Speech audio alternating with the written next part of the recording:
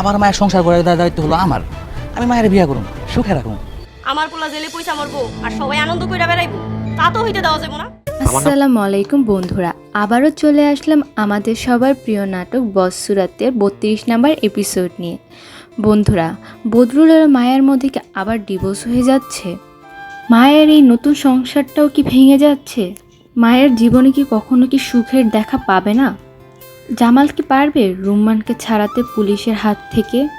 এই সব কিছুর উত্তর মিলবে আমার এই ভিডিওতে বন্ধুরা, তাই আমার এই ভিডিওটি সম্পূর্ণ দেখবেন এবং ভিডিওটি যদি ভালো লেগে থাকে অবশ্যই আমার এই ভিডিওতে লাইক দিয়ে দিবেন এবং আমার চ্যানেলটিকে সাবস্ক্রাইব করে দিবেন। আমি প্রতিদিনই বস সুরাত, গরিব ঘরের রাজপুত্র এবং সত্যের মৃত্যু নেয়ের মতন রোমাঞ্চকর নাটক নিয়ে চলে আসি, তাই অবশ্যই আমার চ্যানেলটিকে সাবস্ক্রাইব করবেন। রুম্মান অবশেষে পুলিশের হাতে ধরা পড়ে গেল এবং রুম্মানকে ধরিয়ে দেওয়ার পিছনে কারো না কারো হাত আছে। সেটা কি জামালের নাকি দুষ্ট চেয়ারম্যানের? কে ধরিয়ে দিয়েছে রুম্মানকে? এবং রুম্মান যখন পুলিশের কাছে ধরা পড়ে যায়, জামাল জানতে পেরে তার মাকে যখন জানায়, তার মা অনেক কষ্ট পায়, সে বেহুশ হয়ে পড়ে এবং কান্নাকাটি করতে থাকে। এখন জামাল হাতে কিছু করার নেই, যেভাবেই হোক তার মাকে সুস্থ করতে হলে রুম্মানকে পুলিশের হাত থেকে বাঁচাতেই হবে।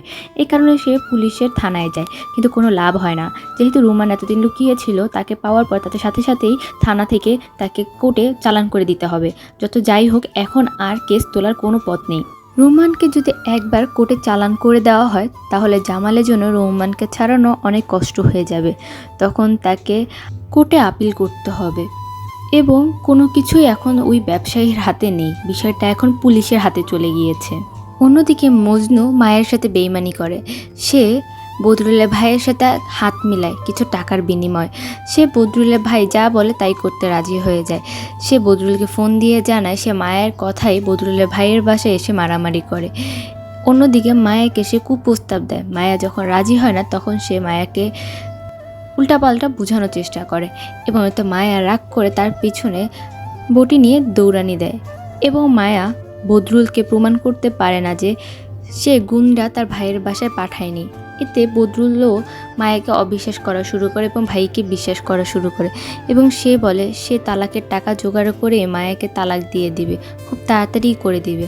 তখন মায়া বলে টাকার কোনো দরকার নেই, আপনার টাকা আপনিই রেখে দেন, আপনি সুখে থাকলে আমি সুখী, আপনি আমাকে শুধু ডিভোর্সের কাগজটা পাঠিয়ে দিলেই হবে। এরপর মায়া খুব কষ্টে কান্না করতে থাকে। মায়া এই জীবনে যাকেই ভালোবেসেছে তার কাছেই থেকে দুঃখ পেয়েছে। সে যে হোক, জামাল আর বদরুল, সবার কাছ থেকে এসে কষ্ট পেয়েছে, ভালোবেসে কখনো সংসার করতে পারেনি। অন্যদিকে মজনু মায়ের বিয়েটা ভেঙে মায়াকে বিয়ে করার চিন্তা করছে। সে চাচ্ছে বদরুলের সাথে যেভাবেই হোক মায়ের সংসারটা ভাঙুক এবং সে মায়াকে বিয়ে করবে। তার মতিগতি অতটা ভালো নয়, তার জন্য একটি সংসার ভেঙে যাচ্ছে। অন্যদিকে বদরুলের ভাই বদরুলের জন্য মেয়ে দেখা শুরু করছে। সে যত তাড়াতাড়ি সম্ভব তাদের মন মতন মেয়ের সাথে তাকে ভাইকে বিয়ে দিবে, যাতে তারা তার ভাইকে হাটের মুঠে রাখতে পারে এবং তার ইনকাম সারা জীবন খেয়ে যেতে পারে। যদি মায়ের সাথে থাকে তাহলে তো তা তো সম্ভব না, কারণ মায়া একজন বুদ্ধিমতী মেয়ে। সে কখনোই চাবে না তার ভাই বদরুলের কষ্ট করা টাকা সারা জীবন খেয়ে আরাম আয়েশ করে চলুক। বন্ধুরা, বদর সুরাত নাটকে 33 নম্বর পর্বটি আগামী 17 এপ্রিল দুপুর 3টায় রিলিজ হবে। আশা করি আপনাদের ভিডিওটি ভালো লেগেছে। যদি ভালো লেগে থাকে অবশ্যই আমার চ্যানেলটিকে সাবস্ক্রাইব করবেন এবং এই ভিডিওটিতে একটি লাইক দিয়ে দিবেন। সম্পূর্ণটি ভিডিওটি দেখার জন্য ধন্যবাদ।